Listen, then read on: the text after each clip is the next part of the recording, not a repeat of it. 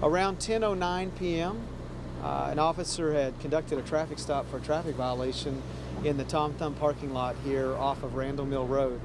The occupants, there were four people inside the vehicle. It was a Toyota Corolla.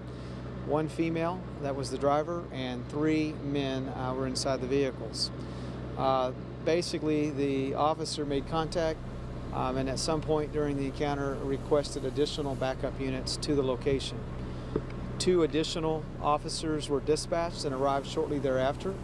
At that point, the initiating officer on the traffic stop asked the female the female driver to exit the vehicle, at which point they handed her off to another female officer there just to conduct a quick frisk to make sure that she did not have any weapons. At that point, there was a male officer on the passenger side of the vehicle who asked the right front passenger to step out. The passenger initially complied, and as he was going to conduct a frisk to make sure he didn't have any weapons, the male suspect decided to try to flee on foot.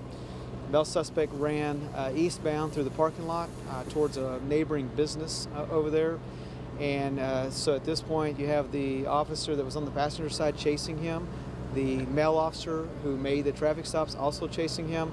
The female officer stayed with the other three occupants near the vehicle.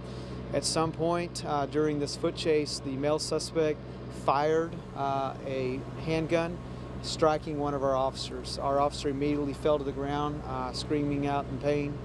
At that point, the second male officer, the one that initiated the traffic stop, returned fire, striking the suspect. I don't know how many times. Our male officer, who we're describing as a veteran officer assigned to the patrol division, was transported to a local hospital here in Arlington. Our police chief, Will Johnson, has been there with the male officer and also his family. He's doing as best can be expected, receiving great care there from the hospital. Anytime there's a critical incident like this involving deadly force that's used, there is a very lengthy investigation that includes reviewing body-worn cameras, which all Arlington officers now wear on their uniform, and also conduct, just contacting witnesses in the area.